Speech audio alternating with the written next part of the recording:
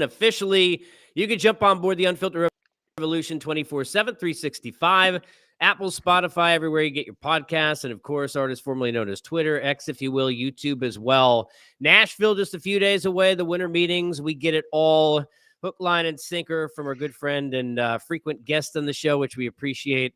20 years, I was just realizing, as you're still at MLB.com now. Again, when we started working together, and I was just referencing to you before, we're both a little grayer than we used to be, Mark Feinsand. How are you, sir? I'm good. I thought about it as the reports were coming out about Jackson Chourio signing an 8-year contract with the Brewers. And I was like, this guy wasn't born.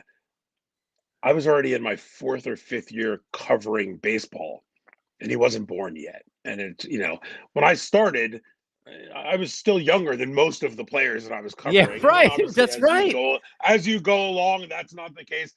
I believe Jeter was the last one. When Jeter retired, I think I was done in terms of guys that I was covering being older than me. Jeter had me by 6 months, and after that, it was like you'd look at the roster and you'd start seeing guys born, in the 80s, and then you started seeing guys born in the 90s. You're like, oh my goodness, this is brutal. But yeah, the gray is certainly starting to come in nicely. We're both telling our kids, oh, you'll never believe what it was like. I was just showing my son the Barry Sanders documentary and trying to explain it. I was like, oh my God, we're who we were as kids now as parents. We'll get into all of the winter meetings and smorgasbord. Nice to steal you away from .com and MLB Network for a moment. We, as always, here on Unfiltered. Let's pay off the sponsors. Presented by BetOnline, #1 source for all your sports betting needs. Latest odds, lines, and matchup reports. Baseball, basketball, boxing, golf, UFC, all your sports. Fastest and easiest way to get your wagers, live betting, casino, and card games, all available from your phone. So get over to the website now or your mobile device. Get in on the action. Use the promo code BELIEVE. It's BLEAV. You'll get a 50% welcome bonus on your first deposit. Bet online where the game starts. And I want to start with something you were first on yesterday, and that's the Luis Severino deal, reportedly 1 year for $13 million. You covered him up front a lot of his career when he was at his heights. I remember being in an all-star game where he was sitting there at the turn, Mark, in that lead spot probably for Cy Young. We've seen him as that guy, not that guy as of late, or a guy healthy every 5 days. What's your take on this deal with the Mets? Yeah, I mean, I think it's a good gamble for the Mets. They need to add several starting pitchers this offseason, and as much as they're going to be in the race for Yoshinobu Yamamoto or any of the other top pitchers available, you can't sign all the top guys, right? So you're going to have to roll the dice on a guy or two on a bounce back year, a 1-year deal. Severino, look, you can't sugarcoat it. He had a horrendous year last season, and it wasn't all injuries. It was some injury. It was just a lot of inconsistency.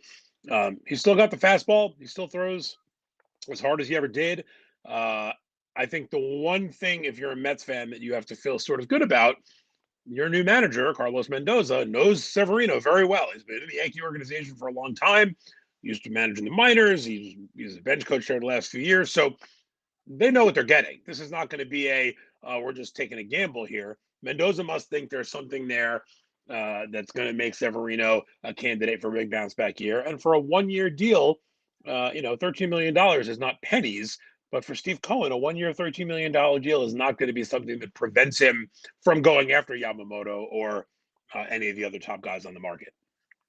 Mark, you look at some of the gambles that have been like this last number of years. Noah Syndergaard comes to mind. Teams have taken flyers on it. Do you think people, when I say people, maybe not people covering the game, but fans sometimes who can underrate a lot of things, underrate how big it is for a team to not be tied to term, as they would say if we were discussing hockey, where you're doing a Band-Aid deal for 1 year. $13 million may be a little bit much if you're looking at his numbers a year ago, but just how much value is there in the market for teams to be able to sign a 1-year deal that, if it doesn't go right, is off the books, boom, at the end of one season? Absolutely. And in the case of some teams, and obviously the Mets are not going to go into 2024 thinking this way, but in the case of some teams, a 1-year deal is also a possibility of, if this guy is a good first half and our team is not having the year we're expecting, well, there's a trade chip that you can use because teams are always looking to trade for rentals, and you can get something for that. I mean, look at the 1-year deal Cody Bellinger signed last year with the Cubs, $17.5 million coming off of 2 dreadful seasons. a lot of people said, why would you give Cody Bellinger $17.5 million? Because it's 1 year. And they almost had him as a trade chip. Then they got back in the race and decided not to make the trades. But they certainly were rewarded for their faith in signing Bellinger. And if Severino can bounce back and be, let's even say 80% of what he was at his best, this is going to look like a very smart deal for David Stearns and the Mets. Yeah, and clearly to your point, we'll see how this plays out in the offseason. They're not looking at him as being a number 1 or 2 starter. They're looking at him back in 4 or 5. We'll see where that fits in. Of course, Senga, Quintana, and company right now locked in there. You mentioned Bellinger. Let's go there next. Obviously, we know Cody's got the tie with his dad playing in New York. We also know that the Yankees clearly seem to be a fit in terms of need and a number of other things. How much are the Yankees in front as far as leaders in the pack in this Bellinger situation as we stand now, do you think, heading into winter meetings, Mark? I don't know that I would say they're the leaders. I think they're more focused on Juan Soto than Cody Bellinger. And if I was them, I would be too. Um, if you're going to spend $200 million on Cody Bellinger, or you're going to trade some prospects, get Juan Soto, and have to give him $400 million eventually. But Juan Soto's 25. He's never had the kind of down years that Bellinger had. And of course, you look at Bellinger last year, big bounce back year, nice numbers, not the MVP caliber numbers that we saw from him in 2019. The one alarming thing for me about Bellinger, and this is something that the Yankees have really focused on when it comes to the type of players that they like guys who hit the ball hard. Exit velocity and hard hit rate and barrel rate and all those things that we talk about, those are things the Yankees care about. Cody Bellinger, as good as his season was last year, was in the bottom 10% of the league in hard hit rate. So there was some luck involved in some of his numbers. I'm not taking away from the year he had. He had a great year. He's going to get a big contract and he's going to deserve it. But I think if the Yankees are looking at a 25-year-old Juan Soto, who in that stadium would probably hit 40 home runs, put up a 400 plus on base percentage, and do all the things that they are sorely lacking, they've been looking for that big lefty slugger for a long time. I think Soto is probably the guy they're more focused on. Bellinger's going to have a market. There are other teams that are going to be in on him. I think the Giants are a team that makes a lot of sense for him. I think going back to the Cubs is a possibility. So I don't think Bellinger's going to have any problem finding a deal. It does depend on how much Scott Boras is looking for, because all the numbers that I just said, that I just rattled out, teams have far more information than I do. So I think it's going to be interesting to see where he plays out and where he ultimately lands.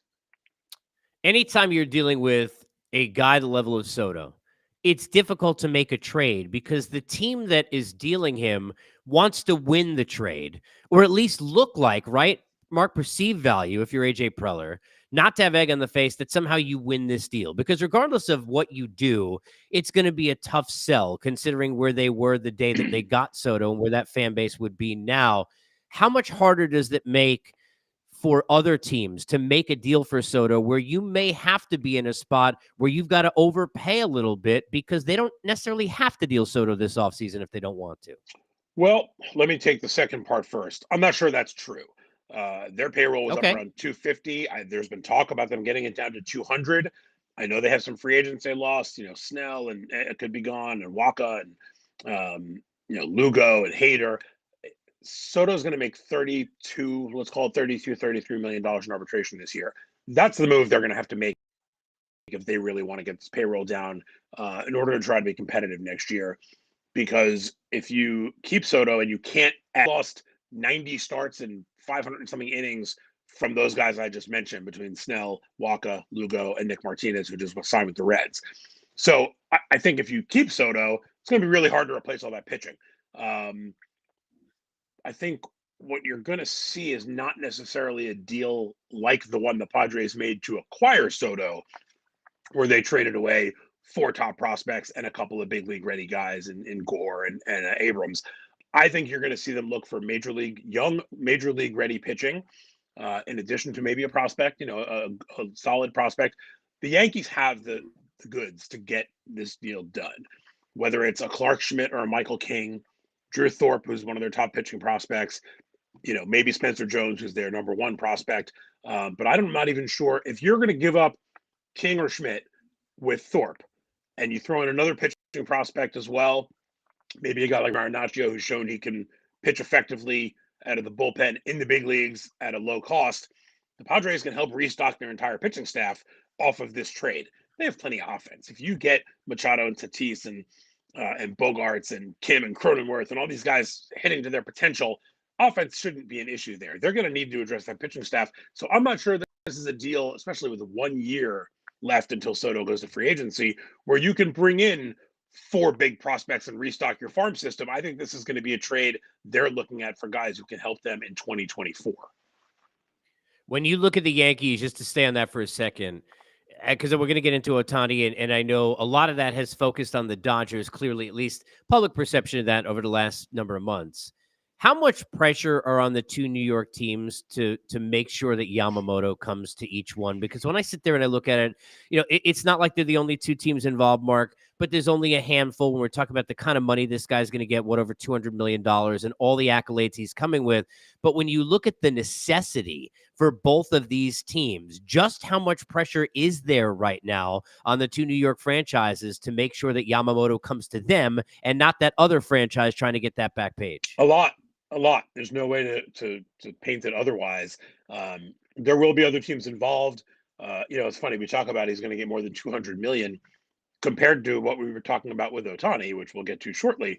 200 million doesn't even seem like that much money for one of these top free agents anymore. So obviously there's some question marks. He's never pitched in the big leagues. We have no idea how he's going to, translate to the major leagues. But I've talked to some scouts who compared him, not necessarily stuff wise, but sort of impact wise, to what Masahiro Tanaka did when he came to the Yankees a decade ago.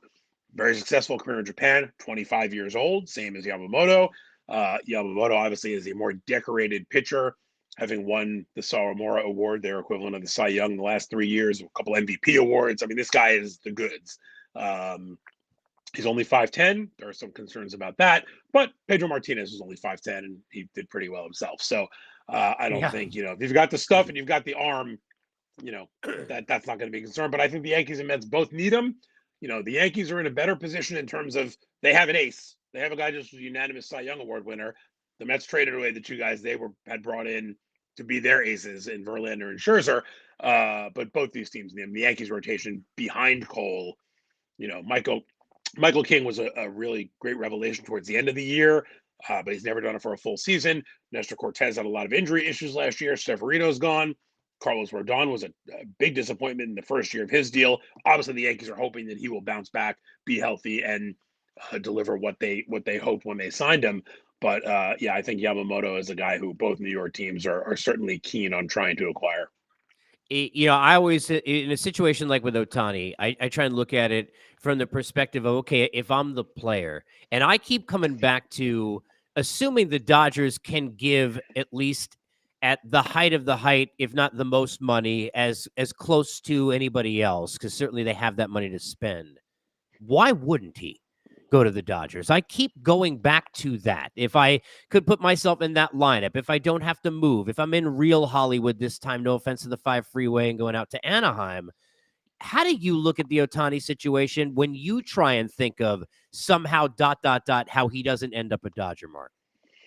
I still can't really put my finger on how he doesn't end up a Dodger. Here's the thing. We have no idea what he's thinking. He's never talked about it publicly. All the reports and all the people you talk to, nobody's leaking anything. The agent's not talking.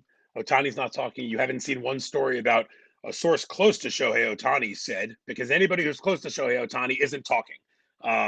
So the question is he adamant about staying on the West Coast? If he is, well, then you knock off the Cubs, you knock off the Mets, you knock off the Red Sox, and anybody else who may be, sort of laying in the weeds, waiting to throw their hat in the ring. I've heard the Braves as a team connected to him. To me, if he's willing to go east, then I think the Red Sox will come in play. I think they're in a position where, in the landscape of Boston sports, they have really fallen back into, let me say, third place. Although you could argue that even though the Patriots are terrible, they still occupy more of the landscape of Boston sports consciousness right now. Bruins are good. Celtics are good. The Red Sox have had a couple of bad last place finish this year. They had the surprising season the year before, but they've had some bad lean years here. Adding a guy like Otani would juice the fan base up immediately. He likes hitting in Fenway Park from all indications. but we have no idea if the East Coast is even in play for him. So if that's in play, then I think you have to open it up a little more. If you want to stay on the West Coast, to me, it's a Dodgers versus Giants thing. And the Dodgers have more money. Although the Giants have plenty of money. I mean, they were willing to spend $400 million on Aaron Judge last year, and they just couldn't get him to come. They were going to spend $350 million on Correa until the physical problem happened. So, to me, the Giants are the other team in Yamamoto. Going back to him, who are going to be a big factor in his case, because they can't come out of another winter without a big star. They can't come out of another winter with Michael Conforto being their big signing. So whether it's Yamamoto, whether it's Otani, whether it's Blake Snell, they have to add Bellinger. They have to add one of those top 5 free agents to me. I agree with you on Otani, though. He knows LA. He knows the area. If he likes it there, assuming that he does, go to a team where you can Yeah. hit in the top 3 of the lineup with I mean, Mookie Betts and Freeman Freddie and Betts. Freeman. I mean, You know, forget it. Are you kidding me? right? That's it. I think about old So school, like we used to watch where it says "due up" at the bottom of the order, and you look at those 3 names, and it's like, forget it.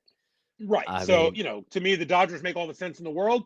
But I also feel like every time that we say going into an offseason, well, obviously player X is signing with team Y, about 50% of the time that doesn't happen. Sometimes it does. I remember my first offseason covering baseball, Jason Giambi was a free agent.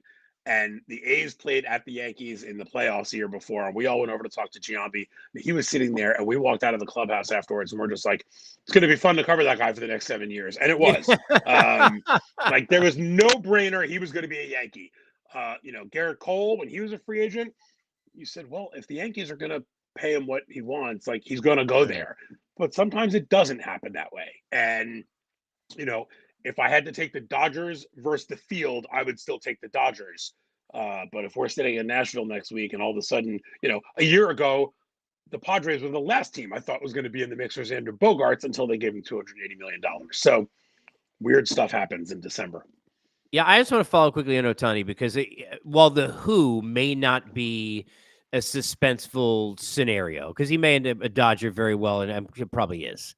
The how and what the contract looks like to me is more fascinating than any Mark free agent I can ever remember because of all the if thens and what if and how many of this and how much of that are you going to do and how many years. Is this going to be the most creativity we've ever seen put into a contract and the most incentive laden in terms of, almost choose your own adventure? If you're healthy and you pitch this much, here's what you'll make. And if not, here's what you'll make. That part of it to me is fascinating, is it not? I think there's a good chance that everything you just said is exactly how it plays out. However, I think this contract is going to start at $500 million guaranteed, That's a good place to start. whether he Yeah. pitches or not. I mean, I think Yeah. think about it this way: he's a year younger than Judge was going into free agency. Yep. He's every bit the hitter that Judge is. He's not the fielder, obviously. He doesn't have the right field or center field in Judge's case, also to fall back on. But let's assume that he gets the same money Judge got on an AAV. Judge got 9 for 360. Let's assume Otani gets 10 for 400 just for his hitting. You're going to put on at least another $100 million for what he might provide you as a pitcher. So I think 10 for 500 is kind of the starting point.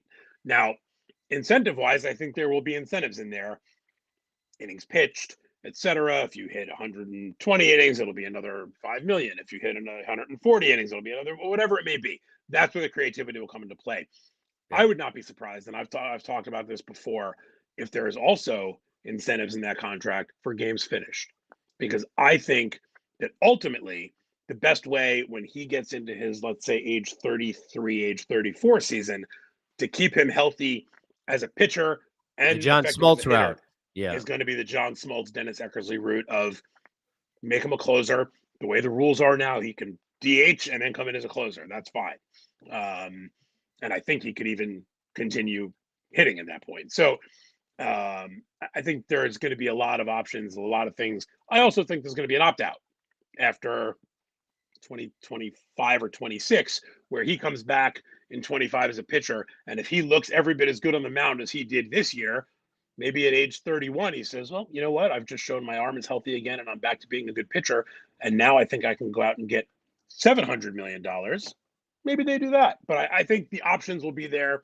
this idea that's been floated of him signing a short-term deal is the Gosh. most absurd I thing I've mean, ever heard, because no matter how much you think you might be able to get in 2 years, if you show you're healthy, that's what the opt-out's for. There's yeah, no way you're turning down signing a guaranteed deal for no, 500 plus. Because what if you no. come back in 25 as a pitcher and you Thank blow you. out your elbow again? Thank you. And he just saw what it was like being at a deadline, and I could get Correct. traded, be in a playoff team, then make more money out to Well, market, and then all of a sudden I can't pitch anymore, and I have surgery, right? So I the mean, come on. safest bet there is, not that I'm encouraging anybody to bet, but the safest bet you could make about this contract is that there will be a full no trade clause. Oh, for sure. He is No, never no, going to be in a situation where he has to wonder if his team's going to trade him no, again, because no. after going through what he went through at the deadline this year and the offseason last year and everything else, there will be a full no trade clause. I don't know what the final numbers are going to look like. There will be a full no trade clause. Well, the Angels, I'll guarantee you're never going to forget not trading him either. So that'll be something that they both can live with in different ways. Let me hit you on two other things. One, you mentioned closing. Go to Hader, because I saw you just did a piece on him, and I sit there and I look at the marketplace, and with no disrespect, and maybe you see it differently. I know you love David Robertson, and I love D-Rob too. Look, Aroldis Chapman is gonna give you a heart attack, but also gonna get a job somewhere. There are some pieces. But Hader stands out on his own, right? He's kind of on an island as the one kind of, stop, shut down guy, if you will. What does that do for the amount of dollars we're looking at in a Hader deal? I think it gives him probably the biggest contract a closer's ever signed, a record that goes all the way back to 12 months ago, when Edwin Diaz signed Yeah. his 5-year, $102 million deal with the Mets. So, I would expect Hader's going to land a 5-year deal in the 105 to $110 million range. To me, the most sensible match, and I wrote this in that story you referenced, is the Rangers.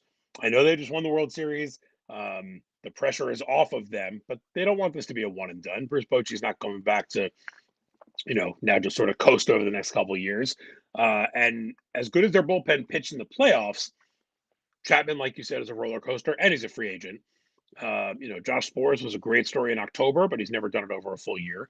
And Leclerc had a very nice season and a great postseason.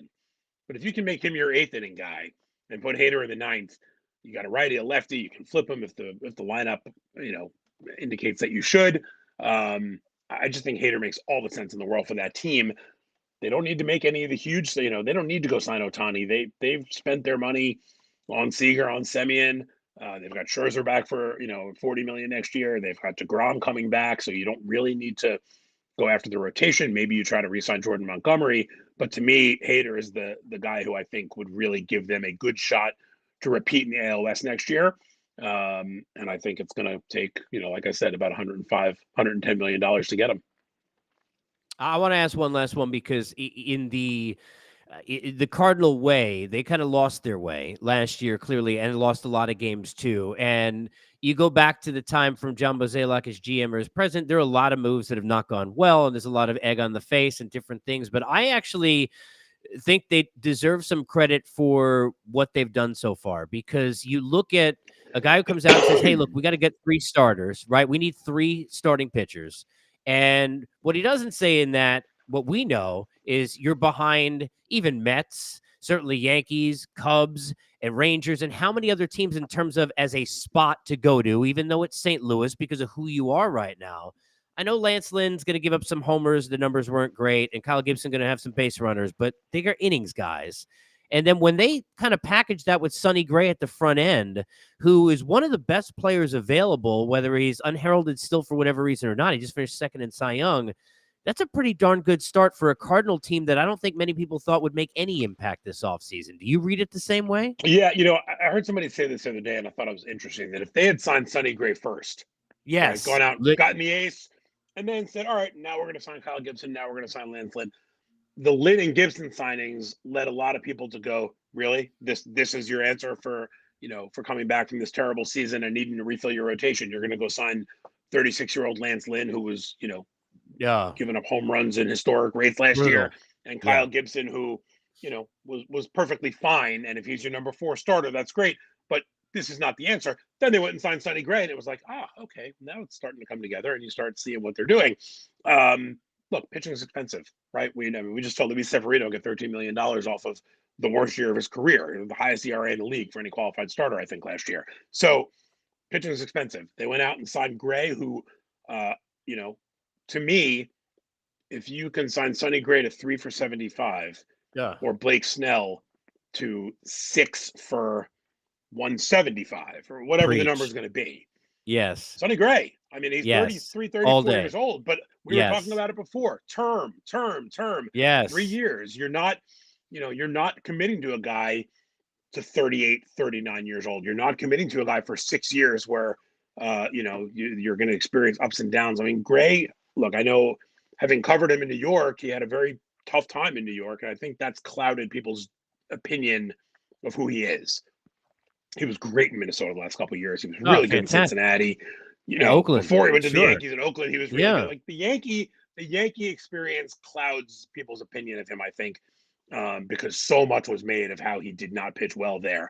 I think it's a really good signing for St. Louis. I like the Gibson signing. I actually, last year when the Orioles were sort of in the market for the first time in several years, I was banging the drums that they should sign Nathan Eovaldi. I thought that was the guy who would really work with that staff, lead the young staff. He's got postseason pedigree, and they signed Gibson instead. And I was like, okay.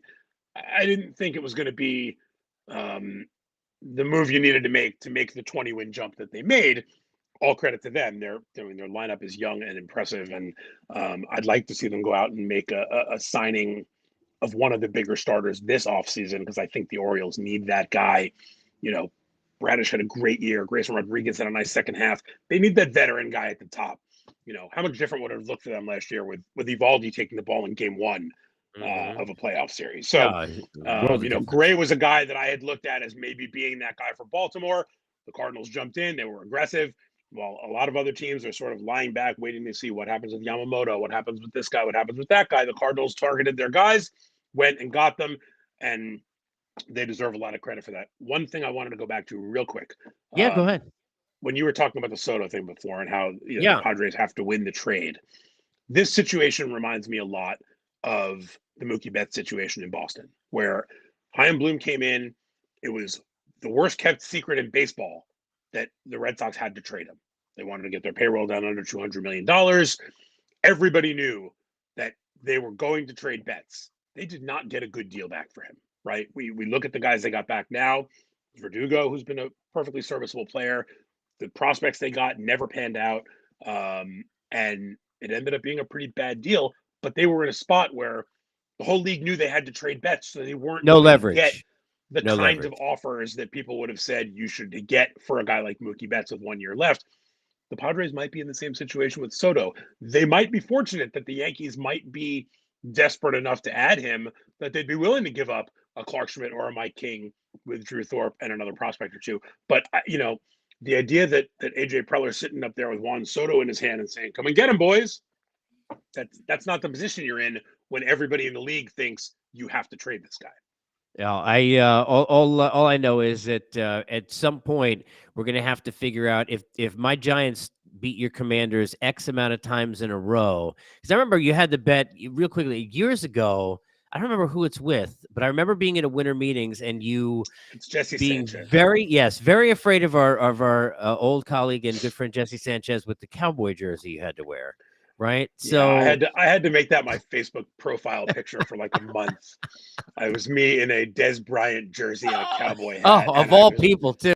It was the only one that they geez. had at Modell's when I of course I wasn't going to buy it. Oh, So I literally went nice. I went into Modell's with my son.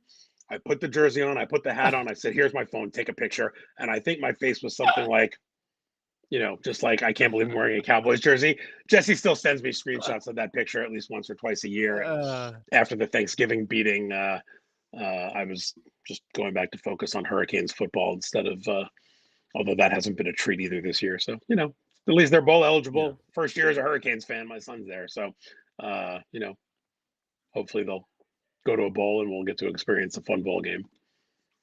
Everybody else goes to a bowl. You might as well. Mark, appreciate you, man. Thank you for doing this. Safe travels to Nashville, my friend. Thank you. Casey, when you go to Boston University, college football is not exactly a thing you get to deal with. So well, no, and they disband the. Hey, they disbanded the football team the year after I was there. I saw the last Glenn Foley, former Jets quarterback. His younger brother was the quarterback Last time Okay, they ever had a football team.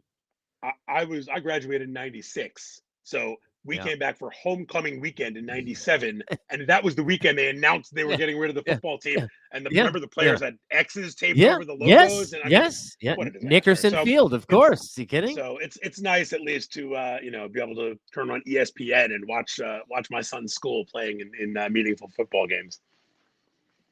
And we had college hockey, so at least there's that. Appreciate you. Safe travels to Nashville, my friend. Thank you. Thanks, buddy.